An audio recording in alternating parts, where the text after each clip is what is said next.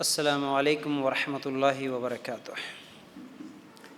ان الحمد للہ نحمده ونستعینه ونستغفره ونؤمن به ونتوکل علیہ ونعوذ باللہ من شرور انفسنا ومن سیئات اعمالنا من يهده اللہ فلا مضل له ومن يضلل فلا هادی له واشهد ان لا الہ الا اللہ وحدہ لا شریک له واشهد ان محمدا عبده ورسوله اما بعد فان خیر الحدیث کتاب اللہ وخیر الهدی هدی محمد صلی اللہ علیہ وسلم وشر الامور محدثاتها وكل محدثة بدعة وكل بدعة ضلالة وكل ضلالة في النار۔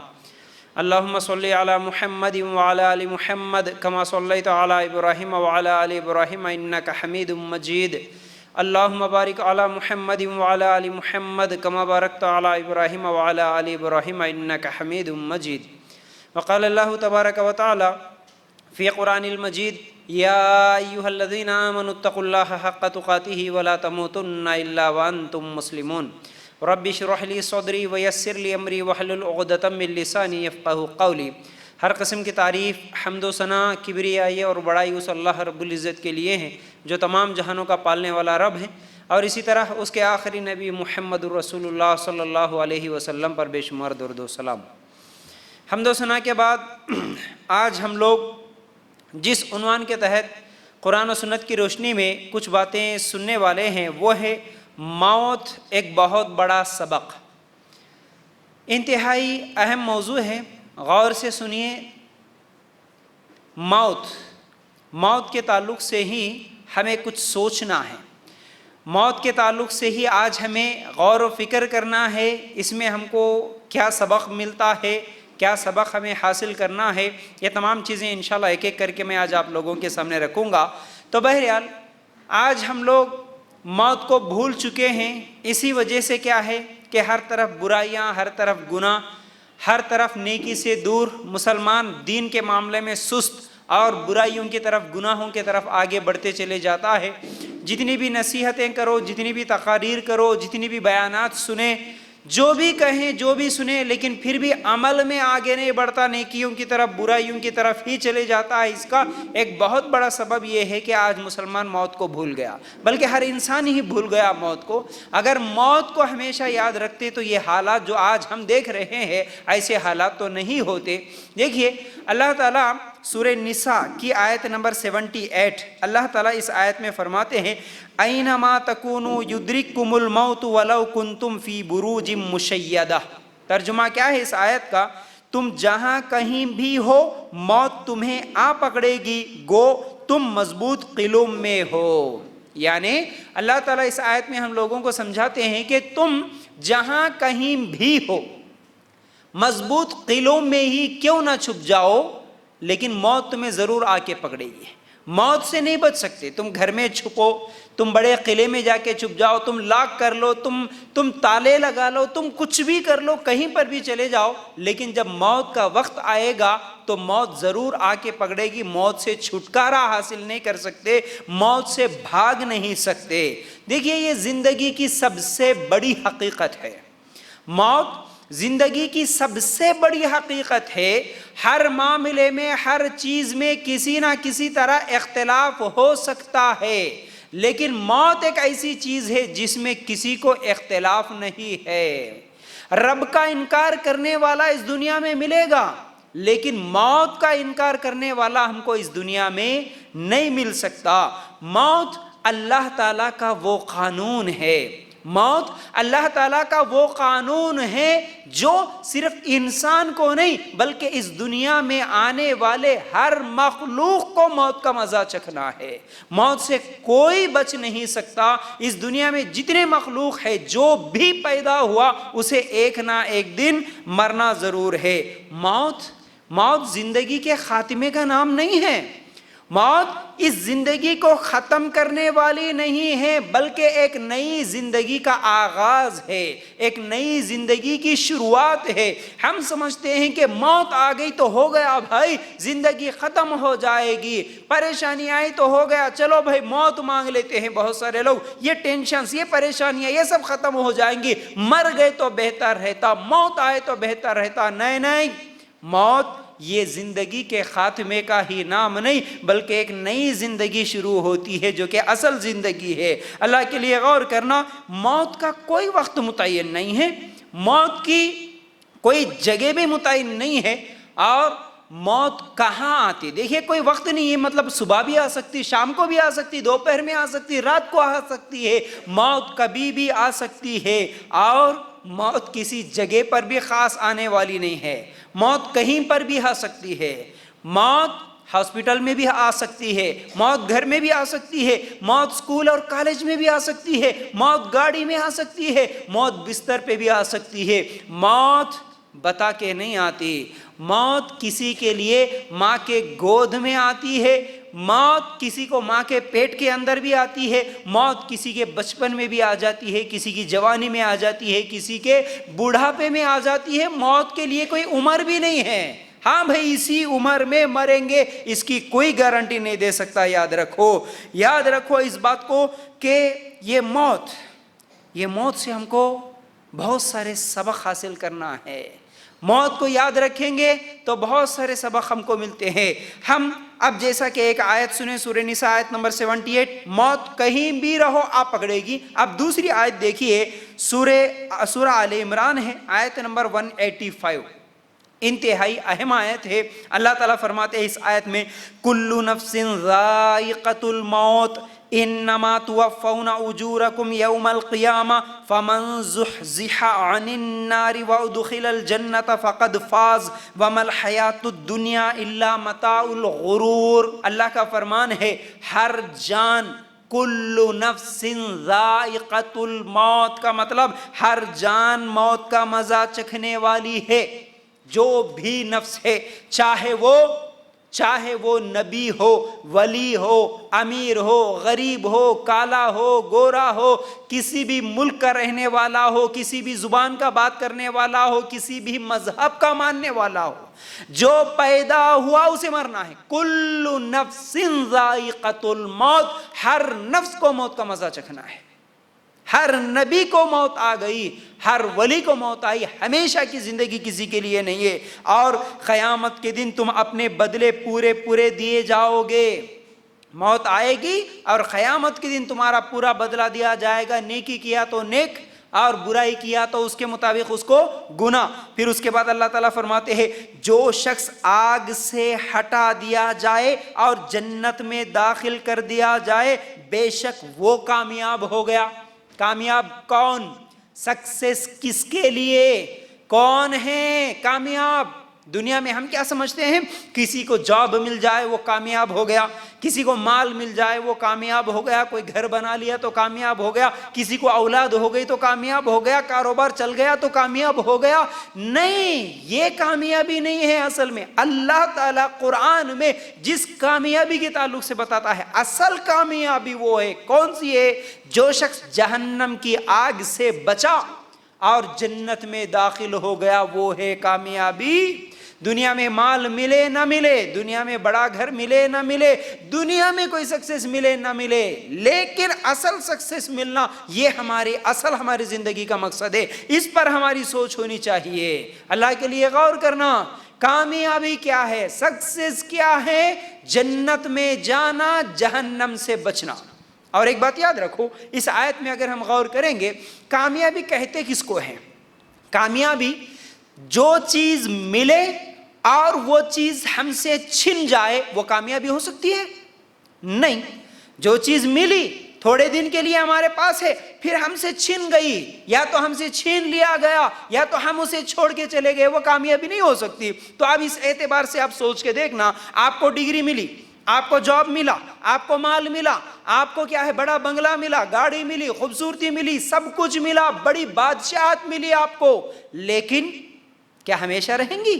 کیا وہ خوشی ہمیشہ آپ کے پاس رہیں گی؟ کیا وہ نعمتیں ہمیشہ رہیں گی؟ نہیں۔ ایک تو بھروسہ نہیں ہے کہ جو چیز مجھے ملی وہ میرے پاس ہمیشہ رہے، وہ کبھی بھی میرے پاس سے ختم ہو سکتی ہے، اور دوسری چیز یہ ہے کہ وہ رہے گی لیکن میں ہمیشہ نہیں رہ سکتا۔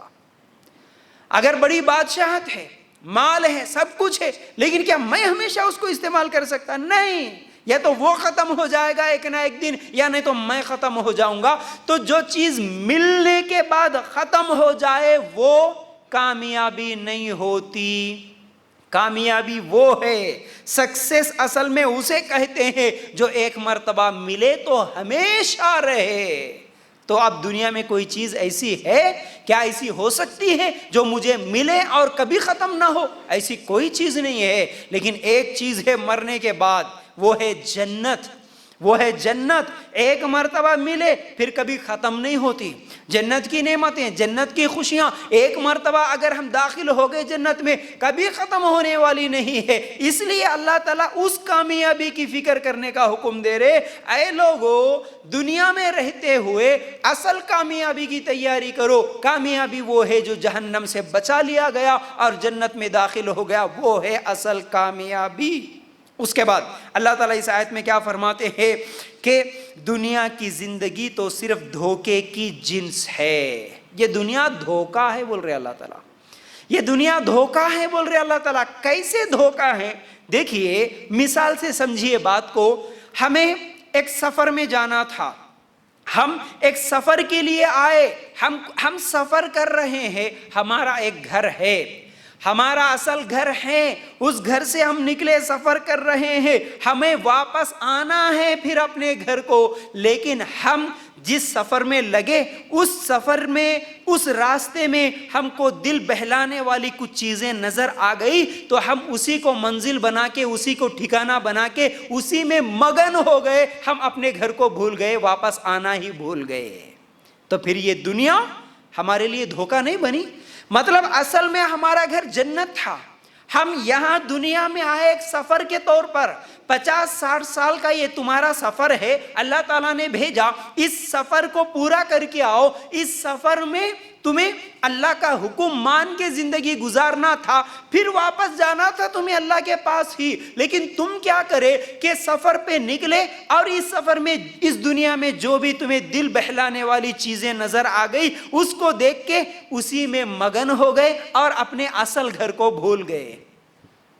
تو پھر یہ دنیا دھوکے کا سامان بنی نا، یہ دھوکہ دے دی نا تمہیں اصلی گھر سے بلا دی نا، تم اپنے اصلی گھر کو بھول گئے، تو پھر یہ دنیا دھوکہ بن گئی ہے۔ اس دنیا کے دھوکے سے نکلو، اصل گھر ہے ہمارا ایک، اسے یاد رکھو ہمیشہ۔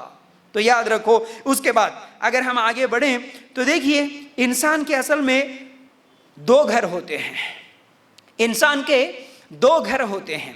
ایک گھر وہ جو زمین کے اوپر ہوتا ہے، دوسرا گھر وہ ہے جو زمین کے نیچے ہوتا ہے۔ زمین کے اوپر جو گھر ہے یہاں پر ہمیں 60 یا 70 سال کی زندگی گزارنا ہے، اور زمین کے نیچے جو ہمارا گھر ہے اس میں پتہ نہیں کتنے سال گزارنا ہے، کوئی اس کی گارنٹی نہیں دے سکتا ہے نا۔ ہم سے 1000 سال پہلے جو مرا وہ 1000 سال سے قبر کے اندر ہے، ہم سے 100 سال پہلے جو مرا وہ 100 سال پہلے سے قبر کے اندر ہے، ہم سے جو 1 سال پہلے مرا وہ بھی 1 سال سے قبر کے اندر ہے۔ بڑا اہم موضوع، پوری توجہ کے ساتھ میری طرف دیکھنا اور سننا، تبھی جا کے بات سمجھ میں آئیں گی۔ آپ ذرا بھی ادھر گھومیں تو پھر آپ بہت ساری باتیں، بڑی اہم چیزیں آپ بھول جاؤ گے، آپ کے ذہن میں نہیں رہے گا۔ اللہ کے لیے غور کرنا۔ تو میں کیا بول رہا ہوں؟ یہ زندگی بدل دینے والا موضوع ہے، یاد رکھو۔ زندگیاں بدل جاتی ہیں اگر اس ایک ٹاپک کو غور سے سنیں، ذہن میں بٹھائے، ہمیشہ کے لیے یاد رکھیں۔ یہ ایک ٹاپک ایسا ہے کسی بھی بڑے سے بڑے گناہگار، بڑے سے بڑے کافر، بڑے سے بڑے مشرک کو بھی سیدھے راستے پہ لا کے کھڑا کر سکتی ہے۔ بڑے بڑے گناہوں کو چھوڑ کے وہ نیک متقی نمازی بن سکتا ہے اگر یہ ایک چیز یاد رکھے، وہ ہے موت، وہ ہے موت۔ تو میں بول رہا تھا کہ انسان کے 2 گھر ہیں، ایک زمین کے اوپر ہے جو صرف 60-70 سال کا گھر ہے، ایک دوسرا گھر ہے جو زمین کے نیچے ہے، اس میں پتہ نہیں کتنے سال رہنا ہوگا۔ ہم سے 4-5 ہزار سال پہلے جو مرے وہ ابھی تک زمین کے نیچے اسی گھر میں ہیں۔ اب ہم بھی کبھی نہ کبھی مریں گے ایک دن, ہم بھی اس گھر میں جائیں گے, تو اس گھر میں پتہ نہیں ہم کو قیامت کے دن تک کتنے سال لگیں گے, کتنے ہزاروں سال لگیں گے اس گھر میں ہم کو رہنا ہے. لیکن افسوس کی بات یہ ہے, زمین کے اوپر جو گھر ہے, اس گھر کو بنانے کی تو ہم پوری تیاریاں کرتے ہیں, اس میں کوشش کرتے ہیں, اس گھر کے لیے لائٹنگ ہو, اس گھر کے لیے کلر ہو, اس گھر کے لیے نرم بستر ہو, اس گھر کے لیے کولر ہو, فریج ہو, اے سی ہو, سب کچھ ہو اس گھر کے لیے, ہر تیاری ہم نے کر لی. لیکن ایک وہ گھر, اس گھر کے مقابلے میں جس گھر میں ہمیں 50 60 70 سال کی زندگی گزارنا ہے, اس کے مقابلے میں ہزاروں گنا بڑھ کے ہے, کتنے ہزار سال لگیں گے ہم کو معلوم نہیں. اس گھر کے لیے ہم نے کیا تیاری کی, اس گھر کے لیے کون سی روشنی کا انتظام ہم لوگوں نے بنا لیا, اس گھر کے لیے کون سے بستر کا ہم نے انتظام کر لیا, اس گھر میں راحت, چین اور سکون کی زندگی گزارنے کے لیے دن اور رات میں ہم کتنا سوچتے ہیں. کیوں یاد نہیں آتا, جو کہ حقیقت ہے, اس کا کوئی انکار بھی نہیں کر سکتا. آؤ بھائی ایسا مسئلہ بھی نہیں ہے, نہیں فیاض بھی آپ جو بول رہے ہیں نا اس پہ ہم کو یقین نہیں ہے, ایسا بھی کوئی نہیں بول سکتا کہ ہاں بھائی ہم مریں گے نہیں, موت کے بارے میں ہم کو یقین ہی نہیں ہے کہ موت آتی یا نہیں آتی, کوئی نہیں بول سکتا. جو کہ یقینی چیز ہے, رہنا وہاں ہے, آنکھوں سے دیکھتے ہیں ہم لوگوں کو دفن کرتے ہوئے, اس کے باوجود اس گھر کی تیاری بھول کر اس دنیا میں ایسے مگن ہو گئے جیسا کہ کبھی ہم کو مرنا ہی نہیں ہے. انسان موت کی جو منزل ہوتی نا, موت کی منزل پر 2 راستوں سے گزرتا ہے, ایک نیکی کا راستہ, اطاعت کا راستہ, اور دوسرا نافرمانی کا راستہ, گناہ کا راستہ. مرنا وہیں پر ہے, جانا وہیں پر ہے, منزل جو موت کی ہے وہاں ہر ایک کو جانا ہے, لیکن جانے کا راستہ 2 راستے ہیں. یا تو نیک بن کے, متقی بن کے, اللہ کے رسول کی اطاعت اور فرمانبرداری کر کے سچے مسلمان کے بن کے جاؤ اس راستے سے, یا پھر گناہگار بن کے, مشرک بن کے, کافر بن کے, نافرمان بن کے جاؤ. 2 راستوں سے انسان وہاں پر گزرتا ہے. تو اللہ تعالیٰ قرآن میں اسی بات کو, کہ سورہ آل عمران آیت نمبر 102, یہ بڑی اہم آیتیں ہیں, آج میں جتنے بھی لکھایا یاد رکھ لو, اس کا ترجمہ یاد کر لو گھر جانے کے بعد. اللہ تعالیٰ کیا فرماتے ہیں, سورہ آل عمران آیت نمبر 102, یا ایھا الذین آمنوا اتقوا اللہ حق تقاتہ ولا تموتن الا وانتم مسلمون. ترجمہ کیا ہے اس آیت کا, اے ایمان والو, یا ایھا الذین آمنوا, اے ایمان والو, اے مسلمانو, اے وہ لوگو جنہوں نے یہ کہا کہ ہم مسلمان ہیں, ہم کلمہ پڑھے, تمہارے لیے اللہ کا یہ ڈائریکٹ حکم ہے. کیا حکم ہے؟ آمنوا اتقوا اللہ, اے ایمان والو اللہ سے ڈرو. کیسے ڈرو؟ حق تقاتہ, جیسا کہ اس سے ڈرنے کا حق ہے. اس سے ڈرنے کا, ویسے تو ڈر کئی قسم کا ہے, دنیا میں کئی قسم کے ڈر ہوتے ہیں, ایسا ڈرنا نہیں ہے, ویسے ڈرو جیسے ڈرنے کا حق ہے. ایک چور ہوتا ہے پولیس کو دیکھ کے ڈرتا ہے, ایک بچہ ہوتا ہے ماں باپ کو دیکھ کے ڈرتا ہے, اسکول میں گیا تو ٹیچر کو دیکھ کے ڈرتا ہے, لیکن جب ٹیچر, ماں باپ, پولیس سامنے نہیں ہو تو انہیں ڈر نہیں لگتا. لیکن اللہ سے کیسے ڈرو؟ اللہ سے ڈرنے کا حق یہ ہے کہ تم دن کے اجالے میں, رات کے اندھیرے میں, تنہائی میں, اکیلے میں, دوستوں کے سامنے, ماں باپ کے سامنے, گھر میں, جنگل میں, بازار میں, کالج میں, اسکول میں, جہاں بھی رہو, یہ احساس کے ساتھ کہ میرا رب مجھے دیکھ رہا ہے. میں کیسے گناہ کر سکتا ہوں, میں کیسے کوئی برائی کر سکتا ہوں, میں کیسے کوئی غلطی کر سکتا ہوں, میرا رب مجھے دیکھ رہا ہے. یہ ہے اسے ڈرنے کا حق. حق تقاتہ ولا تموتن الا وانتم مسلمون. اللہ اکبر. اس آیت کے اس آخری ٹکڑے پہ غور کرنا. اللہ تعالیٰ فرماتے ہیں دیکھو دیکھو دیکھو, مرتے دم تک مسلمان ہی رہنا. کا مطلب کیا ہے؟ آیت شروع ہوئی کہاں سے؟ اے ایمان والو, مسلمانوں کو اللہ تعالیٰ حکم دے رہے, آخری میں کیا بول رہے؟ مسلمان ہی رہ کے مرنا. مسلمانوں, تم مسلمان بن کے ہی مرنا. کا مطلب کیا ہے؟ مطلب یہ ہے تم کلمہ پڑھ لیے تو مسلمان ہو گئے, لیکن کئی ایسی چیزیں ہیں جو تمہیں اسلام سے باہر بھی کر سکتی ہیں. کئی ایسی چیزیں ہیں جو تمہیں مسلمانوں کے لسٹ سے نکال کر کافروں، مشرکوں، نافرمانوں کی لسٹ میں بھی کھڑا کر سکتی ہے۔ اس لیے صرف کلمہ پڑھ لیے، مسلمان کے گھر میں پیدا ہوئے کافی نہیں، اللہ سے ڈرتے ہوئے زندگی گزارو اور تمہاری موت بھی مسلمانوں کی موت آئے۔ تم جب مرو تو مسلمان ہی بن کے مرنا۔ اللہ اکبر۔ مسلمان کہتے کس کو ہے؟ فرما بردار، مطلب اللہ اور اس کے رسول کی مان کے چلنے والا مسلمان، اپنے خواہشات کو کچل کے اپنی پوری مرضی کو خوشی سے اللہ کے حوالے کر کے، اللہ تو جیسا بولا میں ویسا زندگی گزاروں گا، سرنڈر کر دینے والا، اپنے آپ کو جھکا دینے والا کہ میری خواہش، میری مرضی کچھ بھی نہیں، اللہ کا حکم، اللہ کے رسول کا طریقہ میرے لیے کافی ہے۔ جہاں اللہ نے حکم دیا جھکو جھک جاؤں گا، جہاں کہا کھڑے ہو جاؤ کھڑے ہو جاؤں گا، یہ ہے مسلمان۔ تو مطلب کیا ہے؟ اب اللہ کے حکم کو، ہر حکم کو، ایسا نہیں ہے کہ کچھ حکم کو مانوں گا کچھ کو چھوڑ دوں گا تو پھر مسلمان نہیں ہوگا۔ مطلب کیا ہے؟ اللہ تعالیٰ فرماتے ہیں کہ موت بھی تمہاری مسلمانوں والی آنا کا مطلب یہ ہے کہ تم زندگی بھر اللہ کے حکم کو مان کے چلو۔ تمہاری زندگی میں کوئی ایک موقع ایسا نہ آئے، کوئی دن ایسا نہ آئے، کوئی گھڑی ایسی نہ آئے کہ جس میں تم اللہ کی نافرمانی کرنے والے بنو۔ اب مجھے بتاؤ، سود کے تعلق سے اللہ تعالیٰ نے کہا قرآن میں کہ جو سود لیتا ہے یا دیتا ہے، کھاتا ہے، کھلاتا ہے، گواہ بنتا ہے، یہ سب چیزیں گناہ میں برابر کے ہیں حدیث کی روشنی میں، لیکن سود کے تعلق سے اللہ تعالیٰ نے کہا کہ جو سود لیتا ہے وہ اللہ اور اس کے رسول سے جنگ کرنے کے برابر ہے۔ کا مطلب کیا ہوا؟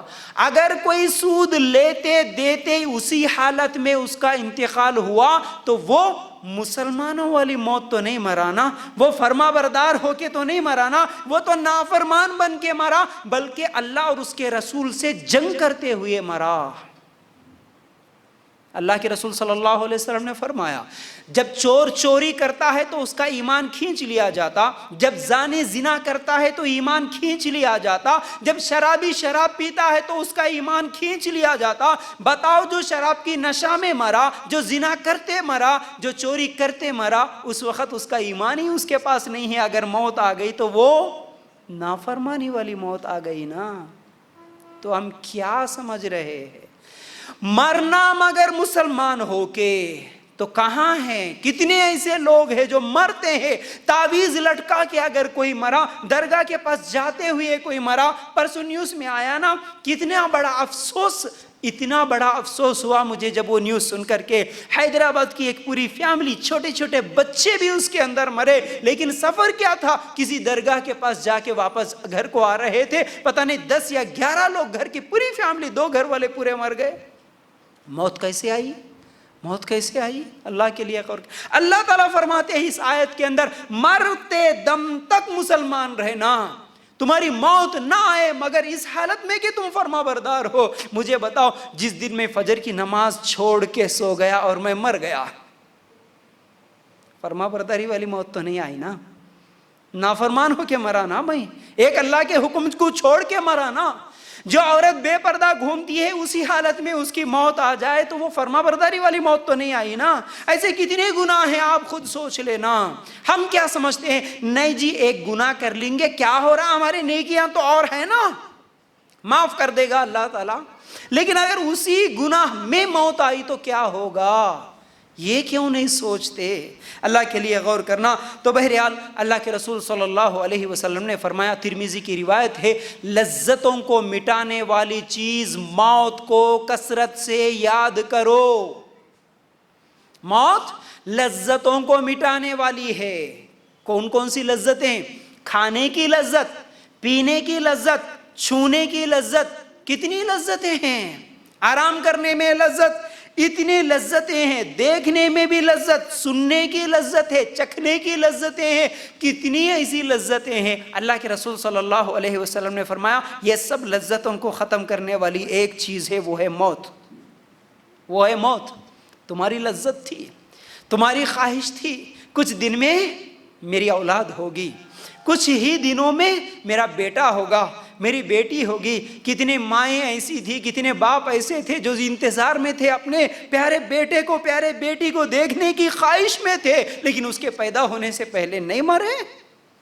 اس کی لذت پوری ہونے سے پہلے ختم کر دی نا موت. کتنے لوگ ہیں شادی کی خواہشات میں ہوتے ہیں لیکن شادی سے پہلے نہیں مرتے. کتنے ایسے ہیں جو گھر بنائیں گے, ہم جاب کریں گے, ہم اگلا سال ہماری ڈگری آئے گی, ہمارا رزلٹ آئے گا, فلاں ہوگا, اتنی لذتیں ہیں, لیکن کیا ہوا؟ وہ لذت پوری ہونے سے پہلے موت نہیں آئی. اسی لیے اللہ کے رسول صلی اللہ علیہ وسلم فرماتے موت کبھی بھی آ سکتی ہے, یہ لذتوں کو ختم کرنے والی چیز ہے, اس کو زیادہ سے زیادہ یاد کرو. اور ایک روایت میں اللہ کے رسول صلی اللہ علیہ وسلم دن میں 70 سے زیادہ مرتبہ موت کو یاد کرتے تھے. اور ہم ہیں کہ ہم کبھی اپنی زندگی میں یاد نہیں کرتے اپنی موت کو. اپنی موت کو ہم کبھی یاد نہیں کرتے. دن میں ایک مرتبہ تو چھوڑو, ہم اپنے لیے کسی کی میت میں بھی جا کے ہم اپنے مرنے کو یاد نہیں کرتے. یاد رکھو ہماری حالت ایسی ہو گئی, میتوں کو دفن کرتے کرتے کرتے آنکھوں کے سامنے لوگوں کو مرتے دیکھتے دیکھتے دیکھتے ہم نے یہ سمجھ لیا کہ موت تو دوسروں کو آنی ہے, مجھے آنا ہی نہیں ہے. موت تو دوسروں کے لیے ہے, وہ لوگ مرتے ہیں, میں مرنے والا ہی نہیں ہوا. آج ہمارا ذہن ایسا بن گیا. اللہ کے لیے غور کرنا.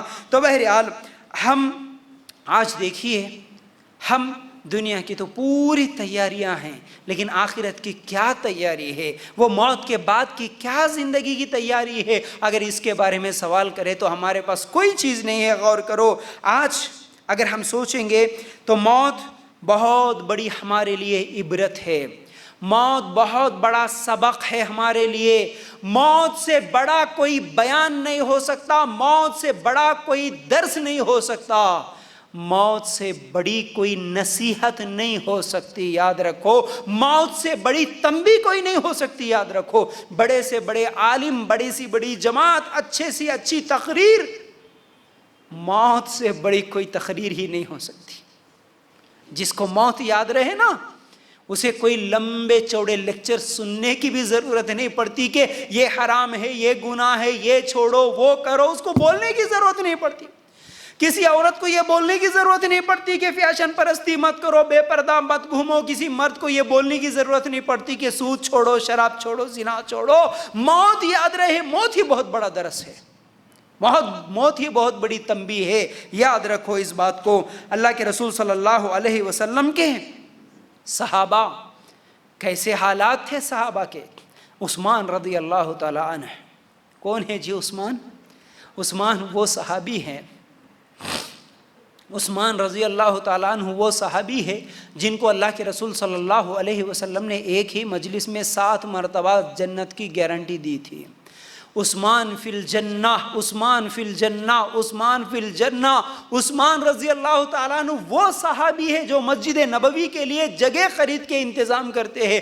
عثمان رضی اللہ تعالیٰ عنہ وہ صحابی ہے جو مسلمانوں کو مدینہ میں پانی نہیں تھا تو پانی کا انتظام کرتے ہیں. عثمان رضی اللہ تعالیٰ عنہ وہ صحابی ہے جب بھی اللہ کے رسول صلی اللہ علیہ وسلم نے دین کے لیے مانگا, عثمان رضی اللہ تعالیٰ عنہ سب سے آگے ہوتے تھے, کھڑے ہوتے تھے. اللہ کے رسول میں دوں گا, اللہ کے رسول میں دوں گا, میں دوں گا. زندگی بھر اللہ کی راہ میں خرچ کرنے والے اور اللہ کے رسول صلی اللہ علیہ وسلم کے وہ داماد جو اللہ کے رسول صلی اللہ علیہ وسلم کی دونوں بیٹیوں سے نکاح کیا تھا. یہ شرف صرف عثمان رضی اللہ تعالیٰ عنہ کے علاوہ کائنات میں کسی کو حاصل نہیں ہوا. ایک نبی کے 2 بیٹیوں سے نکاح کسی نے نہیں کیا, آج تک کسی نے نہیں کیا, صرف عثمان رضی اللہ تعالیٰ. پہلے ایک بیٹی سے نکاح ہوا, بیٹی کا انتقال ہوا, اللہ کے رسول صلی اللہ علیہ وسلم دوسری بیٹی دے دیے. کچھ دنوں کے بعد اس بیٹی کا بھی انتقال ہوا. اللہ کے رسول صلی اللہ علیہ وسلم نے کہا, اے عثمان, اگر میری اور بیٹیاں ہوتی تو میں ضرور تمہارے نکاح میں دیتا.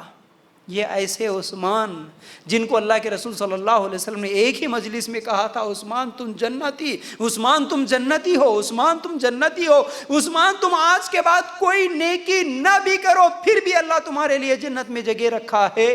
ایسے عثمان رضی اللہ تعالیٰ عنہ جب کبھی قبرستان سے گزرتے, کسی میت کو دیکھتے, اتنا زیادہ روتے کہ ان کی داڑھی بھیگ جاتی تھی, اتنا زیادہ روتے کہ داڑھی بھیگ جاتی.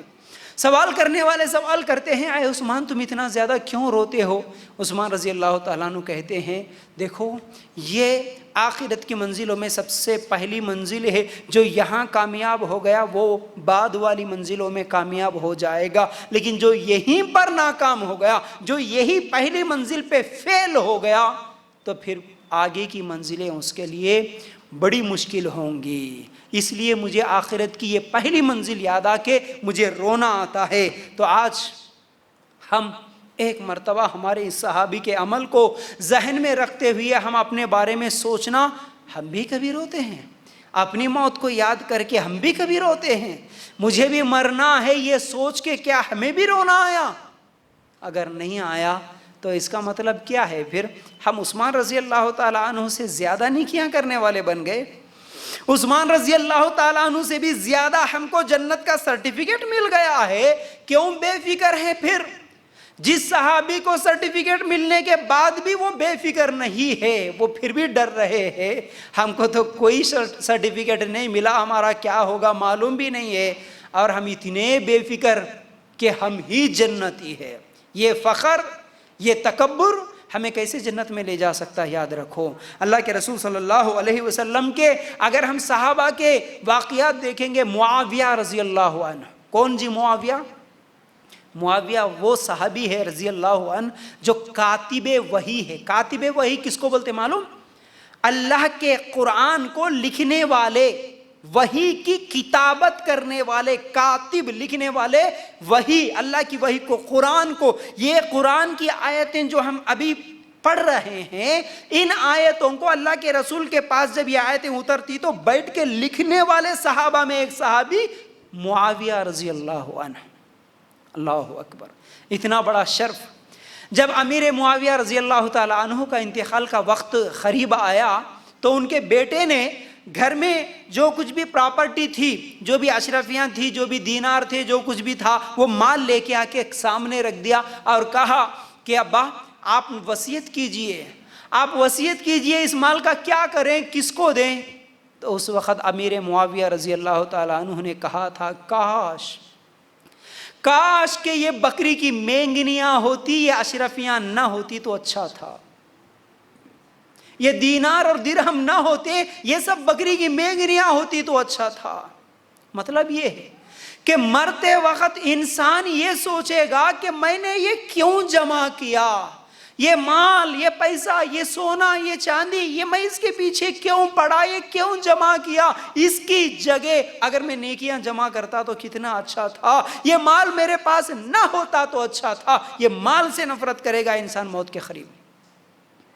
لیکن آج ہم ہیں کہ دنیا میں ہی مگن اللہ کے لیے غور کرنا۔ دیکھیے اللہ تعالیٰ قرآن میں موت کے تعلق سے کچھ آیتوں میں بڑی ہمارے لیے نصیحتیں ملتی ہیں، ان آیتوں کو بھی دیکھیں گے۔ سورہ قیامہ، سورہ قیامہ آیت نمبر 26 سے لے کر 26 سے لے کر 40 تک آپ ایک ایک آیت پڑھتے جائیے۔ دیکھیے انشاءاللہ میں آپ لوگوں کو ان آیتوں کا ترجمہ آپ لوگوں کے سامنے رکھوں گا۔ سنیے اللہ تعالیٰ کیا فرماتے ہیں۔ کلا، بڑی اہم نصیحت ہے، دیکھو سورہ قیامہ آیت نمبر 26 سے 40۔ کلا اذا بلغت التراقی وقیل من راق، نہیں، جب روح حنسلی تک پہنچے گی اور کہا جائے گا کہ کوئی جھاڑ پھونک کرنے والا ہے، کوئی جھاڑ پھونک کرنے والا ہے۔ وَظَنَّ أَنَّهُ الْفِرَاقُ، اور جان لیا کہ اس نے کہ یہ وقت جدائی ہے۔ وَالْتَفَّتِ السَّاقُ بِالسَّاقِ، اور پنڈلی سے پنڈلی لپٹ دی جائے گی۔ إِلَىٰ رَبِّكَ يَوْمَئِذٍ الْمَسَاقُ، آج تیرے پروردگار کی طرف چلنا ہے۔ فَلَا صَدَّقَ وَلَا صَلَّىٰ، اس نے نہ تو تصدیق کی نہ نماز ادا کی۔ وَلَٰكِن كَذَّبَ وَتَوَلَّىٰ، بلکہ جھٹلایا اور روگردانی کی۔ ثُمَّ ذهب الى اهله يتمتع، پھر اپنے گھر والوں کے پاس اتراتا ہوا گیا۔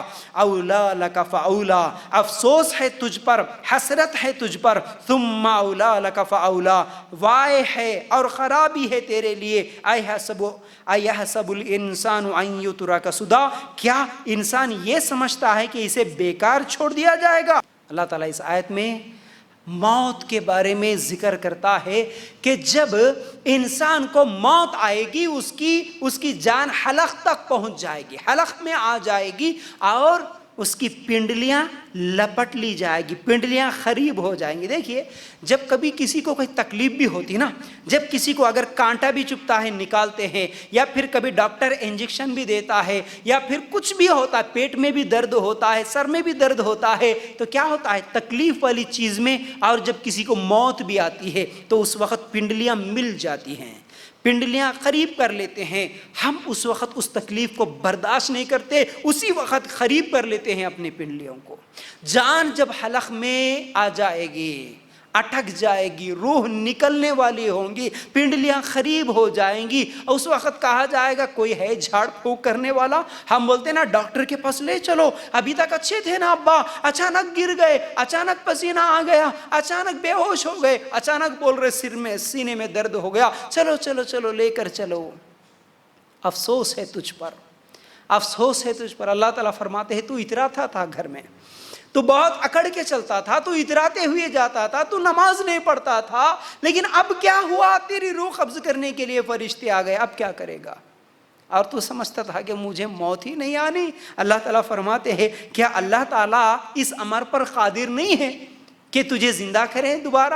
ایک مرتبہ تو جب مر جائے گا تو مرنے کے بعد اللہ زندہ نہیں کر سکتا ہے؟ تو یہ سمجھ کے زندگی گزار رہا تھا؟ نہیں نہیں نہیں، موت بھی آئے گی، مرنے کے بعد پھر اللہ تعالیٰ تجھے زندہ بھی کرنے والا ہے۔ اسی طرح سورہ قاف ہے، آیت نمبر 19، اللہ تعالیٰ فرماتے ہیں وجاءت سکرۃ الموت بالحق۔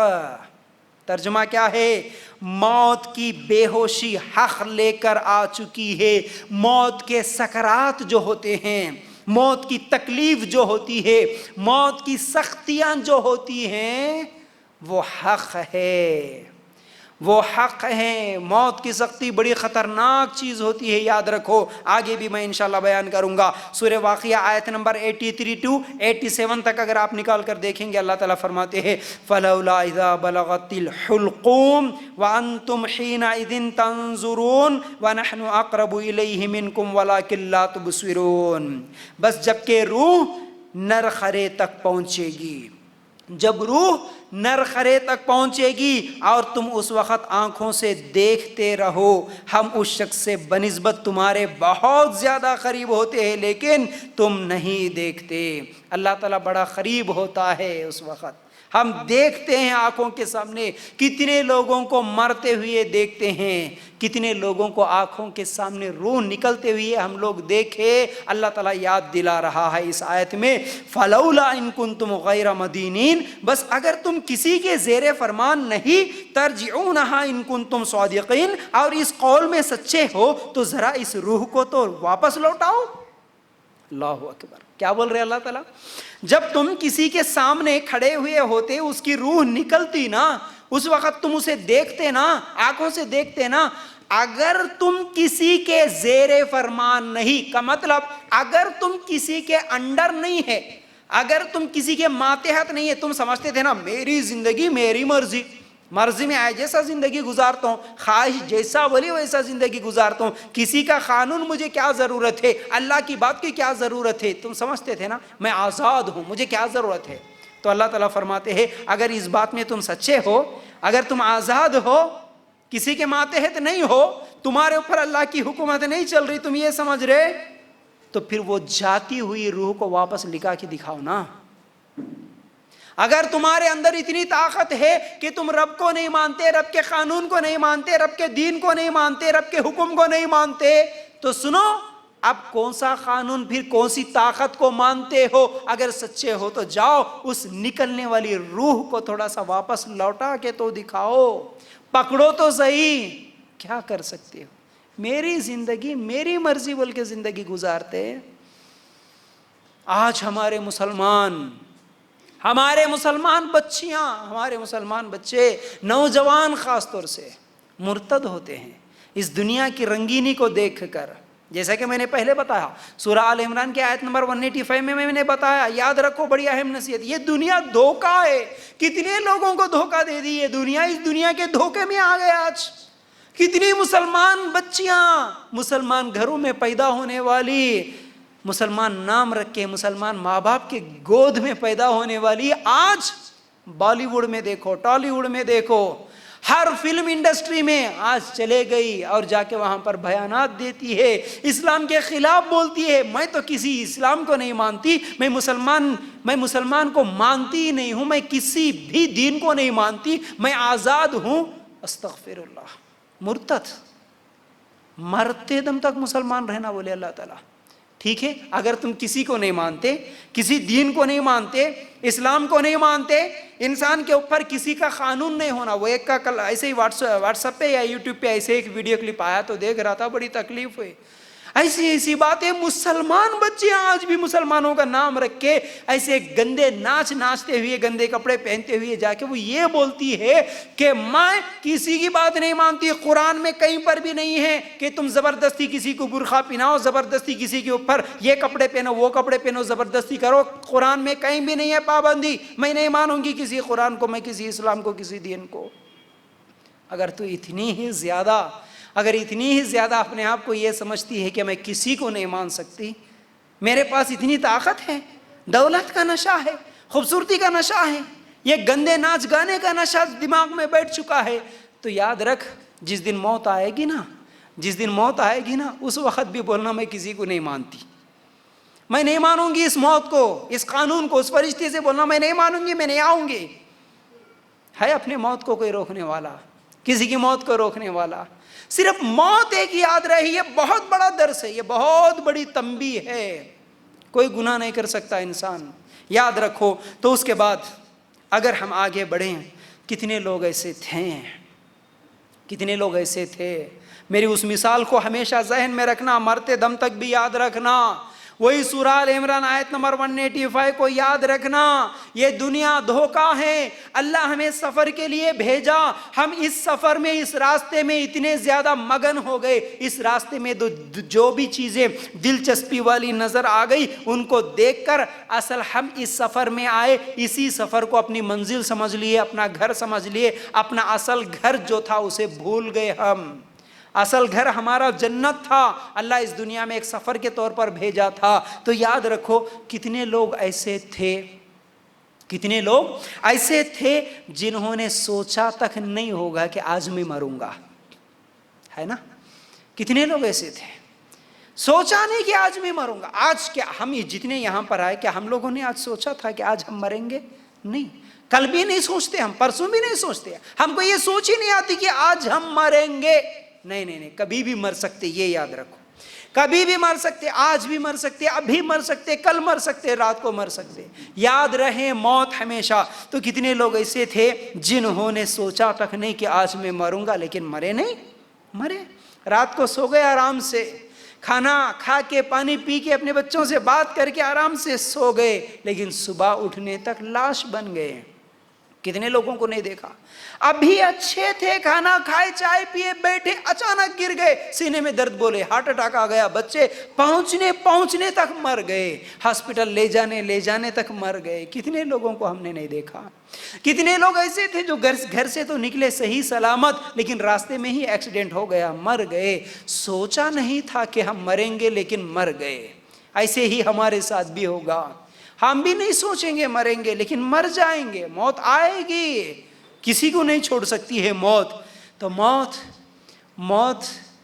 ایک ایسی چیز ہے، یہ موت نے کتنی ماؤں کے گود کو خالی کر دیا، اس موت نے کتنی ماؤں کے گود کو خالی کر دیا، اس موت نے کتنے بچوں کو یتیم کر دیا، اس موت نے کتنی عورتوں کو بیوہ کر دیا، اس موت نے کتنے لوگوں کی خوشیاں چھینی، اس موت نے کتنے گھروں کو ویران کر دیا، اس موت نے کتنے خاندانوں کو برباد کر دیا، کہ اس موت نے کتنے لوگوں کے ارمانوں کو دفن کر دیا، اس موت نے کتنے لوگوں کے خواہشوں کو ختم کر دیا۔ یہ موت ہمارے ساتھ بھی یہی ہونا ہے، ہمارے پاس بھی آئے گی یہ موت۔ یاد رکھو، یہ جو موت آتی نا، یہ جب موت آتی نا، حالت آج اتنی ہے اچھی کہ آج ہم 1 منٹ میں 72 مرتبہ آسانی کے ساتھ سانس لیتے ہیں. 1 منٹ میں 72 مرتبہ 72 ٹائمز آسانی کے ساتھ سانس لیتے ہیں. لیکن جب موت آئے گی نا، موت کا وقت قریب آئے گا نا، ایک ایک سانس کے لیے تڑپنا پڑتا ہے.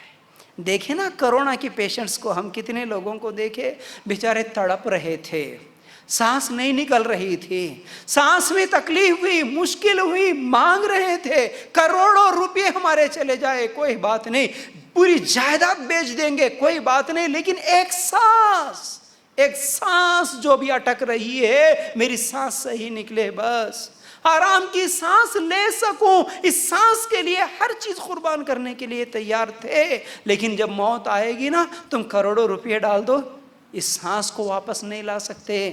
اٹک اٹک کے جب روح نکلے گی، سانس نکلے گی تو کیا حال ہوگا. یاد رکھو اس موت کو. موت جب آئے گی نا، موت اپنوں کو دور کرتی ہے. موت اپنوں سے دور کرتی ہے. تو یہ اپنوں سے دور ہونا، یہ اپنوں کو دور کرنا، یہ بڑی تکلیف والی چیز ہے. اتنی آسان چیز نہیں ہے کہ میں میرے بیٹوں کو چھوڑ کے چلے جاؤں، میں میرے ماں باپ کو چھوڑ کے چلے جاؤں، میں میرے گھر والوں کو، بہنوں کو چھوڑ دوں، یا میرے آنکھوں کے سامنے میرا بیٹا مر جائے، میرے آنکھوں کے سامنے میرا شوہر مر جائے، میرے آنکھوں کے سامنے میری بیوی مر جائے، ان سب کو چھوڑ کے میں اکیلا کہیں پر چلے جاؤں. یہ کوئی آسان بات نہیں ہے. یہ بڑی خطرناک چیز ہے، بڑی تکلیف والی چیز ہے. اپنوں کو، بچوں کو چھوڑ کے جانا بڑا درد ہوتا ہے، بڑی تکلیف ہوتی ہے، دل کٹتا ہے. اسی لیے اللہ تعالیٰ بھی سورہ مومنون کی آیت نمبر 99 اور 100 میں بڑی اہم نصیحت رکھا. اس آیت میں کیا نصیحت ہے؟ حتی اذا جاء احدهم الموت قال رب ارجعون لعلی اعمل صالحا فیما ترکت کلا. اللہ اکبر. کیا فرماتے ہیں اللہ تعالیٰ اس آیت میں؟ یہاں تک کہ جب انسان ان میں سے کسی کو موت آنے لگتی ہے تو کہتا ہے اے میرے پروردگار مجھے واپس لوٹا دے. حتی اذا جاء احدهم الموت قال رب ارجعون. موت جب آئے گی ان میں سے کسی کو تو کہتا ہے اے اللہ مجھے چھوڑ دے، اے اللہ مجھے واپس لوٹا دے. کیا کرے گا؟ لعلی اعمل صالحا. اپنی چھوڑی ہوئی دنیا میں جا کر اللہ اب نیک کام کروں گا، نیک کام کروں گا، اللہ چھوڑ دے، نیک کام کروں گا، چھوڑ دے. دیکھیے موت کا فرشتے کو دیکھنے کے بعد انسان کی خواہش ہوتی، کہتے انسان کی تمنا ہوتی. اللہ تعالیٰ اس آیت میں ہم لوگوں کو ابھی سے بتا دیا، دیکھو مرتے وقت تم یہ پکارنا پکارو گے، مرتے وقت تم یہ رونا رو گے، اس سے بہتر ہے کہ وہ رونا اب رو، اس سے بہتر ہے کہ اس وقت خواہش کرو اب خواہش کرو، ابھی بدلو. اس وقت بدلنے کی جو کوشش کرو گے، اس وقت بدلنے کی جو پکارو گے، ابھی بدلو نا، ابھی نیکی کے موقع کو مت گواؤ نا، ابھی تمہارے پاس وقت ہے نا، ابھی تمہارے پاس ٹائم ہے نا، ابھی تبدیل کرو نا اپنی زندگی کو. کسی اور کے لیے اپنی اس قیمتی وقت کو مت گواؤ جس وقت کے تعلق سے تم موت کے فرشتے کو دیکھ کے رہو گے، دیکھ کے بولو گے اللہ مجھے چھوڑ دے، اللہ مجھے چھوڑ دے. اگر کسی سے کہیں کہ تجھے مرنے سے پہلے، ایسا تو ہوتا نہیں، لیکن اگر کسی کو یہ موقع دے 1 گھنٹے کے بعد تجھے موت آنی ہے، 1 گھنٹے کے بعد تو مر جائے گا، یہ تو کنفرم ہے، لیکن اب بتا 1 گھنٹہ تیرے پاس ٹائم ہے، کیا کرے گا؟ کوئی بولے گا کہ ہاں 1 گھنٹہ ٹائم ہے تو پارک میں جاؤں گا، ٹھیک ہے 1 گھنٹہ ٹائم ہے سنیما ہال میں جاؤں گا، 1 گھنٹہ ٹائم ہے جا کے بریانی کی ہوٹل میں بیٹھ کے کھاؤں گا، ناچوں گا. کوئی نہیں بولے گا. یہ بولے گا کہ 1 ہی گھنٹہ ٹائم ہے تو پھر میں نماز پڑھ لوں گا، میں نیک بن جاؤں گا، میں توبہ کر لوں گا. یہی پکارنا موت کے وقت، موت کے فرشتے کو دیکھنے کے بعد انسان پکارے گا اے اللہ مجھے چھوڑ دے، اے اللہ مجھے چھوڑ دے. کیا کرے گا پھر دنیا میں جا کے؟ اگر کوئی ماں، دودھ پلانے والی ماں بھی اپنے بچوں کے تعلق سے یہ کہیں موت کے فرشتے کو دیکھنے کے بعد اے اللہ میرے چھوٹے چھوٹے بچے ہیں، اللہ چھوڑ دے، میں تھوڑی دیر کے لیے میرے بچوں کو دودھ دے کے آؤں گی، یہ پکارنا نہیں پکارے گی. اللہ میں ضروری کام سے نکلا، اللہ میرا کام ختم کر کے آؤں گا، کوئی یہ نہیں بولے گا۔ اللہ میرے چھوٹے چھوٹے بچے ہیں، اللہ کون دیکھ بھال کرے گا، اللہ مجھے چھوڑ دے، کوئی نہیں بولے گا۔ اللہ میرے بچیوں کی شادیاں کرنا ہے، اللہ کون کرے گا، مجھے چھوڑ دے، کوئی نہیں بولے گا۔ سب یہی بولیں گے لعلی اعمل صالحا، اللہ موقع دے دے میں نیک عمل کر لوں گا، اللہ مہلت دے دے نماز پڑھوں گا، اللہ ٹائم دے دے سدھر جاؤں گا، اللہ وقت دے دے قرآن پڑھوں گا، ترجمہ پڑھوں گا، نیک بن جاؤں گا، گناہ چھوڑوں گا۔ اللہ اتنے دن چھوڑ دیا نمازیں، اللہ آج نہیں چھوڑوں گا، اللہ ایک بھی فجر کی نماز نہیں چھوڑوں گا۔ اللہ کتنی مرتبہ سنتا تھا قرآن سیکھو، قرآن سیکھو، قرآن پڑھو، نہیں سمجھ میں آیا، اللہ آج سمجھ میں آ گیا موت کے فرشتے کو دیکھنے کے بعد، اللہ موقع دے دے اب قرآن سیکھوں گا۔ اللہ تعالیٰ کیا بولیں گے؟ کلا، ہرگز نہیں، کلا ہرگز نہیں، موت کے فرشتے کو دیکھنے کے بعد، موت کا وقت آنے کے بعد پھر کسی کو موقع ملنے والا نہیں، ہرگز نہیں۔ وَمِن وَرَائِهِمْ بَرْزَخٌ إِلَى يَوْمِ يُبْعَثُونَ، ہو گیا تیرا ٹائم، اب تیرے اور تیری جو چھوڑی ہوئی ابھی یہ دنیا ہے نا، اس کے بیچ میں اب پردہ آ گیا، ایک دیوار آ گیا، اب نہیں جا سکتا تو، اب نہیں جا سکتا اس واپس دنیا میں، نہ تیرے بچوں کو دیکھنے کے لیے۔ دیکھیے ہم کیا سمجھتے ہیں کہ ہمارے بغیر کچھ بھی نہیں ہوتا، ہم یہ ایک بڑی نکتے کی بات ہے، آپ تھوڑا سوچ کے دیکھو، ہم کیا سمجھتے ہیں نہیں ہمارے بغیر ہمارے بچے کیسے جئیں گے، ہمارے بغیر ہمارے بچوں کی دیکھ بھال کون کرے گا، ہمارے بغیر اگر عورت ہے تو یہ سوچے کہ میرے شوہر کا کیا ہوگا، اگر شوہر ہے تو یہ سوچے کہ میرے بغیر میری بیوی کا کیا ہوگا، میرے بغیر میرے کاروبار کا کیا ہوگا، میرے بغیر میرے بچوں کے اسکول فیس کا انتظام کون کرے گا، میرے بغیر میرے بچوں کی شادیاں نہیں ہو سکتی، میرے بغیر وہ کام نہیں ہو سکتا، میرے بغیر یہ نہیں ہو سکتا۔ سوچنے والوں جب ہم مر جائیں گے بولو ہماری وجہ سے کوئی کام رکے گا؟ کوئی کام نہیں رکتا، سب برابر چلیں گے، دکان بھی چلے گی، کاروبار بھی چلیں گی، بیوی بچے بھی پلیں گے، کھائیں گے، سب کچھ ہوگا، ہمارے بغیر کچھ بھی نہیں۔ سمجھنے والوں یہ ایک بہت بڑی بھول ہے ہماری، سب کچھ برابر چلے گا۔ یاد رکھو موت کے وقت جب پکارتے نا، اس پکار کا کوئی فائدہ نہیں ہوگا، اس پکار کا کوئی فائدہ نہیں ہوگا۔ اور پکارنے والا ہم دنیا میں اتنے زیادہ مگن ہو گئے، اس دنیا کی محبت میں اتنے زیادہ ڈوب گئے، اپنی موت کو بھلا کر نہیں میرے بچوں کے لیے دین کو چھوڑ دیتے، حلال حرام کی تمیز چھوڑ دیتے، گھر والے اور رشتہ داروں کے لیے اللہ کے حکم کی نافرمانی کرتے نا۔ یاد رکھو یہی لوگ جب ہم مر جائیں گے کیا ہوگا؟ جب ہم مر جائیں گے، اللہ کے رسول صلی اللہ علیہ وسلم نے فرمایا جب مردے کو دفن کر کے لوگ واپس آئیں گے، واپس جانے والوں کے قدموں کی آواز اللہ تعالیٰ سناتا ہے۔ جب مر گیا نا خبر میں، اس کو سناتا اللہ تعالیٰ۔ کیوں سناتا؟ ایک تو پہلے ہی وہ مر گیا، گھبراہٹ میں، پریشانی میں ہے، اور اس کے پریشانی میں اور اضافہ ہوگا۔ دیکھ دیکھ دیکھ، تو کس کے لیے جیتا تھا؟ تو کس کے لیے بولتا تھا نا کہ نہیں نہیں میرے بچوں کی وجہ سے جو ہے نا آج میری نماز چھوڑ گئی، میرے فلاں رشتہ دار ناراض ہوتے بول کے وہ کام کر لیا، فلاں خاندان والے یہ کر لیتے بول کے ان کی حرام کاموں میں چلے گیا، ان کو ناراض نہیں کرنا، ان کو ناراض نہیں کرنا، سب کو راضی کرا، ایک اللہ کو ناراض کر کے نا آج دیکھ وہی لوگ تجھے اکیلے چھوڑ کے چلے جا رہے ہیں۔ آپ تھوڑی دیر کے لیے تصور کر کے دیکھنا میری ماں بہنوں، تھوڑی دیر کے لیے اپنے آپ کو وہاں رکھ کے دیکھنا، ورنہ آج ہمارے دل ایسے ہو گئے نا، ایسے پتھر ہو گئے نا ہمارے دل، میتوں میں جا کے بھی ہم ہنسی مذاق کرتے، ہم کو رونا نہیں آتا۔ آج حالت ہماری ایسی ہے، ہماری اپنی موت کو یاد کر کے ہم کبھی نہیں روتے آج، نہ ہی مرنے والے کے بارے میں سوچ کے روتے ہیں۔ دیکھیے جتنے بھی لوگ روتے ہیں نا، رونے والے بھی کس لیے روتے ہیں؟ بیوی روتی ہے، ہاں میرے شوہر کا انتقال ہو گیا، اب میرے گھر میں کیا ہوگا، میرے بچوں کا کیا ہوگا۔ ماں باپ روتے ہیں، میرا بیٹا مر گیا، میرے بڑھاپے میں سہارا بنتا سمجھے تھے لیکن بیٹا مر گیا، کیا ہوگا، میرا کیا ہوتا بول کے رونے والے۔ ہر آدمی میرا کیا ہوگا بول کے روئے گا، لیکن کوئی ایسا نہیں روئے گا کہ وہ مر گیا اس کا کیا ہوگا۔ میرے ابا کا انتقال ہو گیا، میرے امی کا انتقال ہو گیا، ابھی خبر میں سوال جواب کے لیے فرشتے آئے ہوں گے، کیا حالت ہو رہی ہوں گی بول کے کوئی سوچ کے روتا؟ میری امی کا کیا ہو رہا ہوں گا قبر میں، یہ سوچ کے کوئی روتا نہیں، روتا کوئی نہیں روتا۔ جتنے رشتہ دار تھے، جتنے گھر والے تھے، جتنے قریبی تھے، وہی لوگ سب سے پہلے بولیں گے چلو جی نکالو نکالو نکالو۔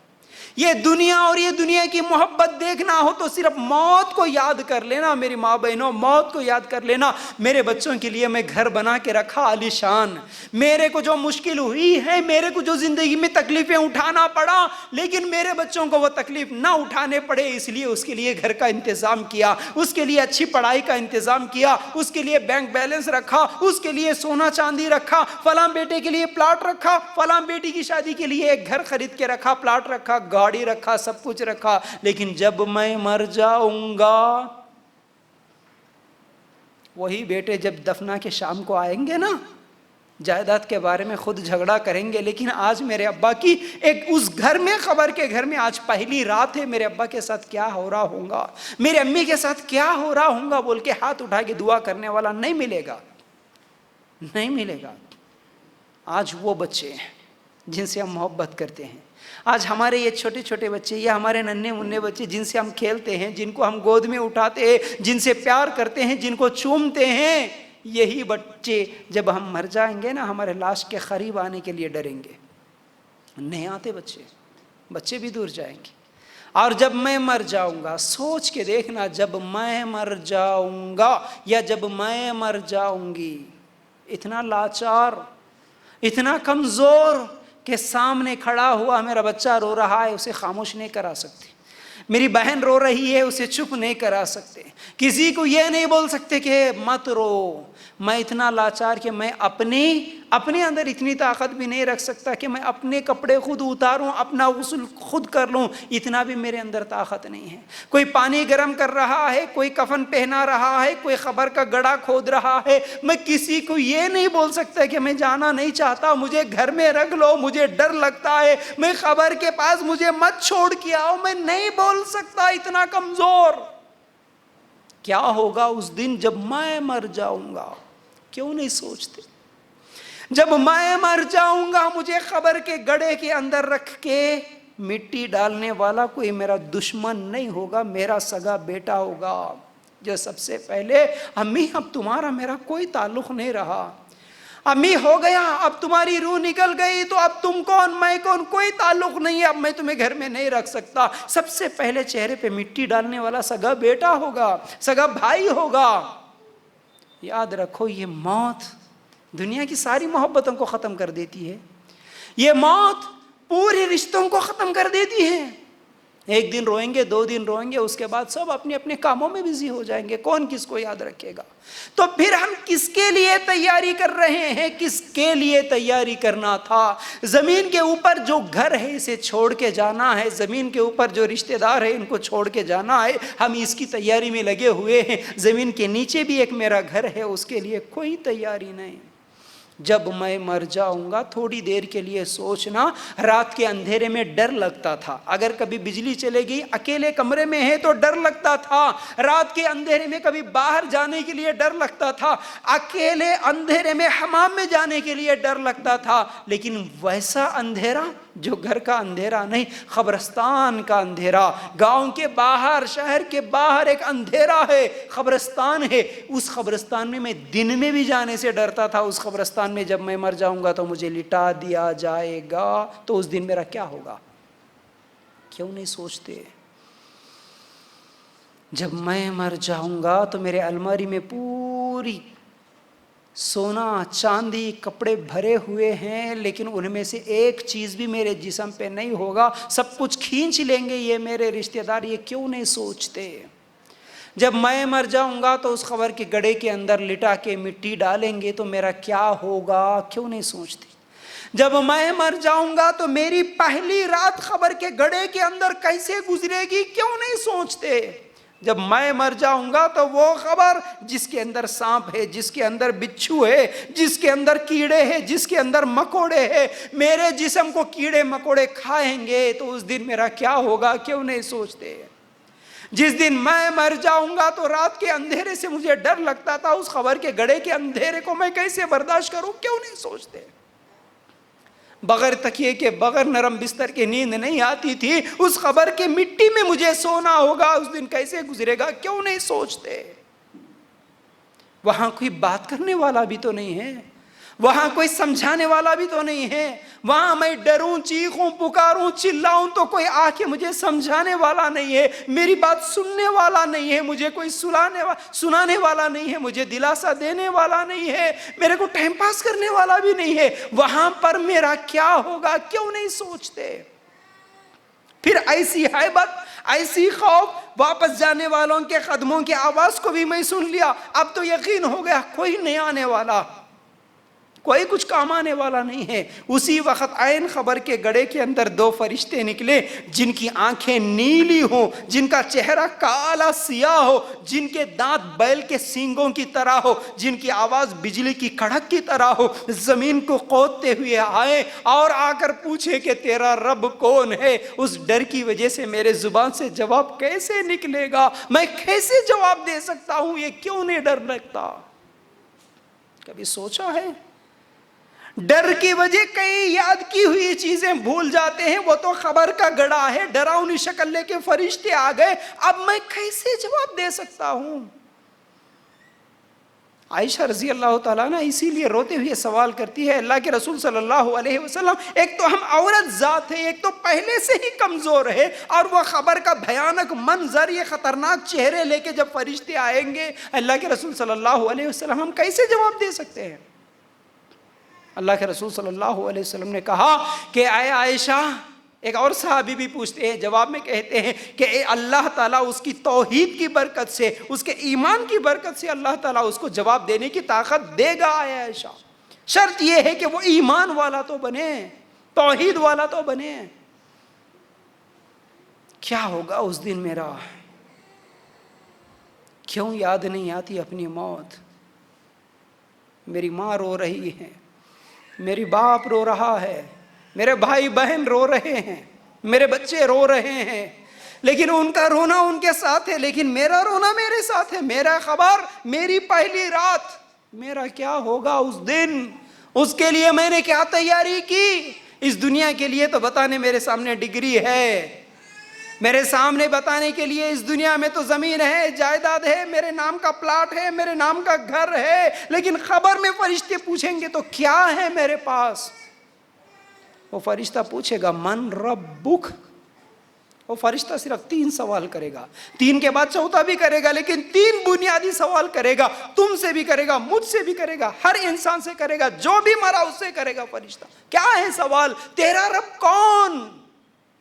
اور یاد رکھو، یہ سوالوں سے پہلے ایک بات یاد آئی تو یہ بھی بتانا چاہتا ہوں، وہ یہ ہے، اللہ کے رسول صلی اللہ علیہ وسلم کے تعلق سے عائشہ رضی اللہ تعالیٰ عنہ کہتی ہے، میں خود اللہ کے رسول صلی اللہ علیہ وسلم کے انتقال کے وقت اللہ کے رسول صلی اللہ علیہ وسلم کا سر میرے گود میں تھا، اللہ کے رسول صلی اللہ علیہ وسلم موت کی تکلیف میں تھے، میں سمجھتی تھی صرف برے لوگوں کو موت کی تکلیف ہوتی ہے، لیکن خود اللہ کے رسول کو میں نے دیکھا اتنی زیادہ تکلیف میں تھے کہ میں نے اپنا ارادہ بدل لیا، نہیں، موت کی تکلیف ہر ایک کو ہوتی ہے، موت کی تکلیف ہر ایک کو ہوتی ہے۔ اللہ کے رسول صلی اللہ علیہ وسلم بھی اپنی زندگی میں ایک مرتبہ ایک جنازے میں گئے ہوئے تھے، اب اس جنازے کے اندر برا بن عازب رضی اللہ تعالیٰ عنہ، اس حدیث کے راوی ہے، کہتے ہیں میں دیکھ رہا تھا اللہ کے رسول صلی اللہ علیہ وسلم کو، ایک جنازے میں ہم لوگ گئے، ابھی خبر کی تیاری نہیں ہوئی، اللہ کے رسول صلی اللہ علیہ وسلم بیٹھے ہوئے، ہاتھ میں ایک لکڑی تھی، اس لکڑی سے زمین کو کورید رہے تھے، اور اللہ کے رسول صلی اللہ علیہ وسلم کی آنکھوں سے آنسو نکل رہے تھے۔ اللہ کے رسول صلی اللہ علیہ وسلم نے اس وقت کہا تھا، اے لوگو، جب برے آدمی کی روح قبض کرنے کے لیے فرشتے آتے ہیں تو الگ معاملہ ہوتا ہے، جب نیک لوگوں کی روح قبض کرنے کے لیے فرشتے آتے ہیں تو الگ معاملہ ہوتا ہے۔ معاملہ کیا ہوتا ہے؟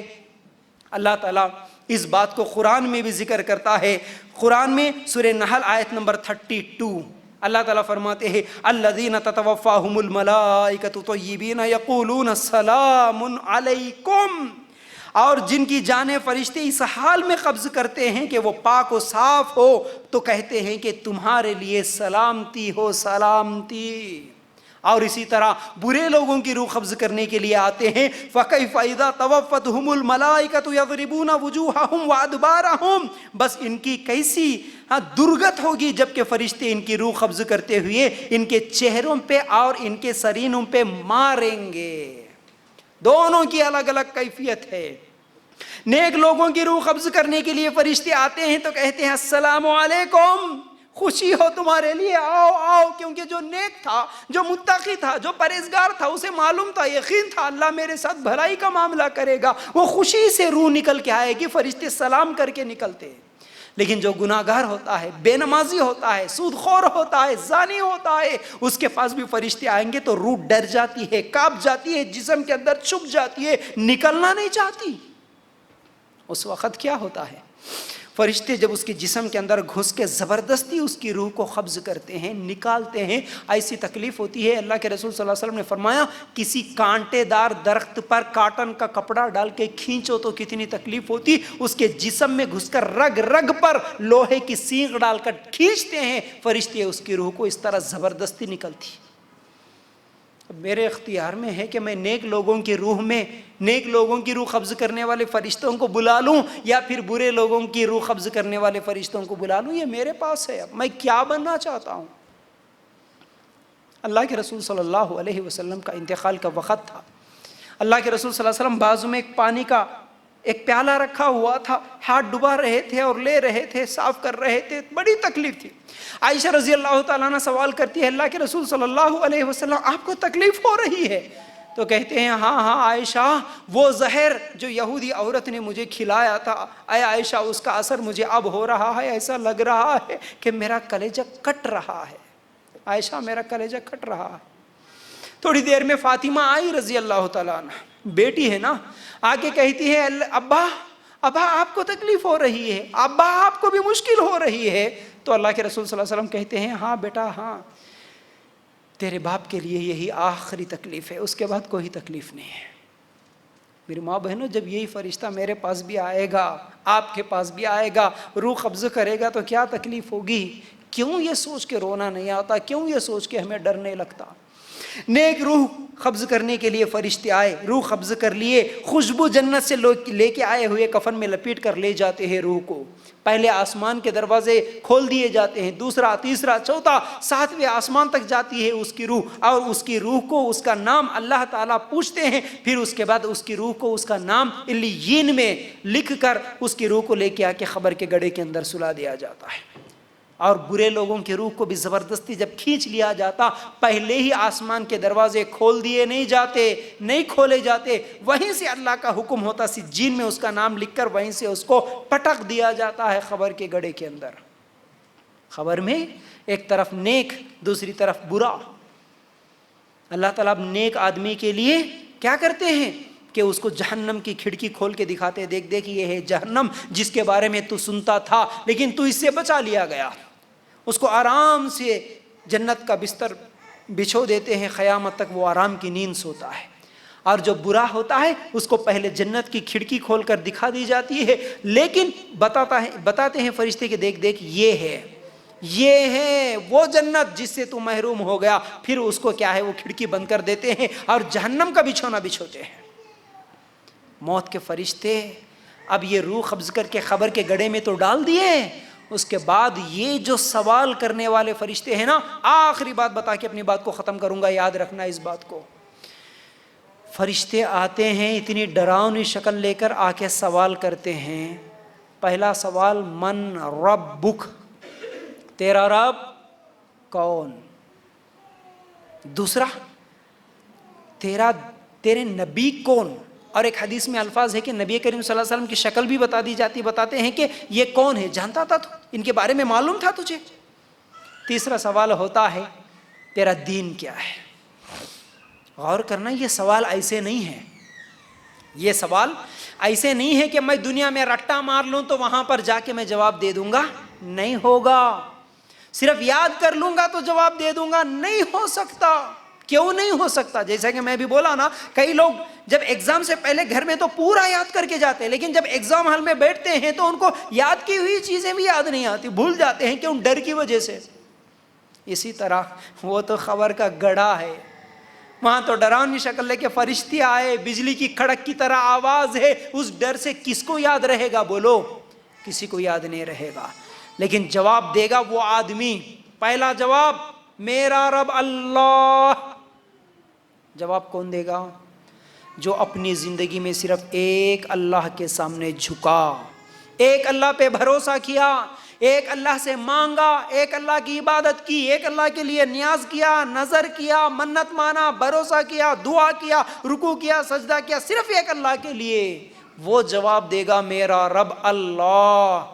لیکن جو دنیا میں اولاد مانگنے کے لیے یہ بابا، پریشانیاں دور کرنے کے لیے وہ بابا، فلاں خبر والے، فلاں درگاہ والے، فلاں معبود، فلاں پتھر، فلاں مورتی، جہاں دکھا وہاں جھک گیا، وہ کیسے بولے گا میرا رب اللہ؟ نہیں، میں دنیا میں کس کس کو کوئی مانتا تھا، کوئی بولتے تھے یہ ہے تو اس کے پاس گیا، وہ بولتے تھے وہ تو اس کے پاس گیا، لوگ جیسا کرتے تھے ویسا میں کرا، رب کون میرے کو معلوم ہی نہیں ہے۔ تیرے نبی کون؟ تیرے نبی کون؟ میں اگر زندگی میں میرے نبی کو آئیڈیل مانتا، میرے نبی کو نمونہ مانتا، تو میں بولوں گا نا کہ میرے نبی محمد رسول اللہ صلی اللہ علیہ وسلم۔ لیکن میرے لیے آئیڈیل ہے، کوئی ایکٹر ہے، کوئی ایکٹریسس ہے، کوئی کرکٹر ہے، کوئی کچھ اور ہے ناچنے گانے والا۔ اب میرا آئیڈیل تو وہی بن گیا نا، اس کے جیسے بال رکھا، اس کے جیسے کپڑے پہنا، اس کے جیسا میک اپ کرا، وہ میرے آئیڈیل بنے۔ بات چیت کا طریقہ ان کا، رہن سہن کا طریقہ ان کا، عیسائی یہودی ان کے طریقے پہ چل کے خبر کے گڑھے میں میرے زبان سے محمد الرسول اللہ کا نام کیسے نکلے گا صلی اللہ علیہ وسلم؟ سوچو، یہ 3 سوال پوری زندگی کو بدل سکتے ہیں اگر آپ غور سے سوچیں گے تو تیرا دین کیا ہے؟ تیسرا سوال، تیرا دین کیا ہے؟ کیا بولیں گے؟ میرا دین اسلام۔ کیسے بولیں گے اسلام؟ کیسے بولیں گے؟ اتنا آسانی سے بول سکتے ہیں۔ دین ہوتا ہے زندگی گزارنے کا طریقہ۔ دین کہتے ہیں قانون کو، زندگی گزارنے کے طریقے کو۔ کس کے طریقے پہ گزار کے آیا؟ شادیاں کس کے طریقے پہ ہوتی تھی تیرے گھر میں؟ تیرے بچیوں کی شادیاں کس طریقے پہ کرا؟ تیری شادی کیسے ہوئی؟ تیرے گھر میں کوئی پیدا ہوا تو کیا کرا؟ تو عقیقہ کرا، تو برتھ ڈے کرا، تو میرج ڈے کرا، تو ناچتا تھا، تو گانے لگایا تھا، تو ڈی جے لگایا تھا، تیرے گھر میں کپڑے کیسے پہنے جاتے تھے؟ تیرے گھر میں فیشن پرستی تھی یا تیرے گھر میں اسلامی طریقہ تھا؟ کیا تھا تیرے گھر میں؟ کھانے پینے کا طریقہ کیا تھا؟ زندگی گزارنے کا طریقہ ہے دین۔ جو ایک اللہ کی عبادت کیا، جو محمد صلی اللہ علیہ وسلم کو آئیڈیل مانا، نمونہ مانا، نماز میں بھی میرے نبی کا طریقہ ہونا، روزے میں بھی نبی کا طریقہ ہونا، شادی میں بھی نبی کا طریقہ ہونا۔ میرے نبی کے طریقے کے آگے میرے رشتہ دار کا طریقہ، خاندان والے کا طریقہ، بڑے کا طریقہ، باوا کا طریقہ، امی کا طریقہ، کسی کا بھی طریقہ میں چھوڑنے کے لیے تیار ہوں۔ میرے لیے میرے نبی کا طریقہ چاہیے۔ یہ آدمی بولے گا میرے نبی محمد صلی اللہ علیہ وسلم، میرا دین اسلام، میرے زندگی گزارنے کا طریقہ اسلام۔ میں فلاں ڈگری کے لیے، فلاں پیسے کے لیے، فلاں کاروبار کے لیے اسلام چھوڑ کے، برقع اتار کے، پردہ اتار کے، سود لے کے، اسلام کے خلاف کھا کے پی کے زندگی گزار کے مرا، میں نہیں بول سکتا کہ میرا دین اسلام ہے۔ اسلام، گھر میں بھی اسلام، بازار میں بھی اسلام، کالج میں بھی اسلام، ہر جگہ اسلام پہ میں عمل کیا تو بولوں گا میرا دین اسلام ہے۔ میں پابند تھا میرے رب کا، میں طریقے پہ چلا میرے نبی کے، میں قانون کو مانتا تھا اسلام کے، اس کے علاوہ میں کسی اور قانون کو نہیں مانتا تھا، تو میں بولوں گا میرا یہ 3 سوالوں کے جواب صحیح دے دیا۔ 3 سوالوں کے بعد ایک سوال فرشتے پھر بھی پوچھیں گے۔ کیا پوچھیں گے؟ یہ 3 سوالوں کی تو جو صحیح جواب دیا نا، یہ کیسے دیا؟ تیرے کو کیسے معلوم ہوا ہے 3 سوالوں کے جواب؟ تو کوئی مردہ یہ نہیں بولتا میں رٹا مار لیا تھا فلاں مول صاحب کے بیان میں سن کے، اس لیے میرے کو یاد آیا، کوئی نہیں بولتا۔ کیا بولیں گے معلوم ہے؟ میں قرآن کو، ماشاءاللہ، میں قرآن کو پڑھا، میں قرآن پر ایمان لایا، قرآن کی تصدیق کیا، اس لیے مجھے ان 3 سوالوں کے جواب ملے۔ میری ماں بہنوں یاد رکھنا، میرے بھائیوں یہ آخری بات بول رہا ہوں، اچھی طرح ذہن میں بٹھا لینا، خبر کے پہلے گڑھے میں، اس خبر کی منزل میں اگر کامیاب ہونا چاہتے ہو، اگرچہ ان تینوں سوالوں کے صحیح جواب دینا چاہتے ہو، اس خبر کے گڑھے کی صحیح تیاری کر کے اپنے لیے جنت کا باغ بنانا چاہتے ہو، تو یاد رکھو ان تینوں سوالوں کے جواب تمہیں کہاں ملیں گے؟ قرآن میں۔ کہاں ملیں گے؟ قرآن میں ملیں گے ہم کو۔ قرآن پڑھے تو جواب آتا، قرآن ترجمے کے ساتھ پڑھے تو جواب ملتا۔ قرآن کی تصدیق کیسے کریں گے؟ قرآن پہ ایمان کیسے لائیں گے؟ قرآن کو سمجھے بغیر تو یہ ممکن نہیں ہے نا۔ آج ہم کیا کرتے ہیں؟ قرآن پڑھنے کے لیے تو ہمارے پاس ٹائم نہیں ہے، قرآن نکالنے کے لیے ٹائم نہیں ہے، قرآن تجوید کے ساتھ پڑھنے کے لیے بھی ٹائم نہیں ہے، قرآن ترجمے کے ساتھ پڑھنے کے لیے بھی ہمارے پاس ٹائم نہیں ہے، تو خبر کے گڑھے میں جواب نہیں دے سکتے، خبر کے گڑھے میں جواب نہیں دے سکتے۔ یاد رکھو اس بات کو، یاد رکھو۔ ابھی وقت ہے میری ماں بہنوں، آخری پیغام دینا چاہتا ہوں میرے بھائیوں، ابھی وقت ہے ہمارے پاس، ہمارے پاس وقت ہے، ہم اپنی زندگی کو تبدیل کر سکتے، ہماری زندگی کو بدل سکتے، ہماری زندگی کو بڑھا نہیں سکتے۔ اس لیے قرآن پڑھو، قرآن سے جڑو، قرآن سمجھو، قرآن کے مطابق، حدیث کے مطابق عمل کرو۔ یہی آج میں آپ لوگوں کے سامنے رکھنے والا تھا۔ امید کرتا ہوں باتیں سمجھ میں آ گئی ہوں گی۔ اللہ تعالیٰ سے دعا کرتا ہوں کہ اللہ ہمیں کہنے سننے سے زیادہ عمل کی توفیق عطا فرمائے، اللہ ہم کو اس دنیا میں بھی اور آخرت میں بھی کامیابی نصیب کرے۔ وآخر الدعوانا ان الحمد للہ رب العالمین۔ السلام علیکم ورحمۃ اللہ وبرکاتہ۔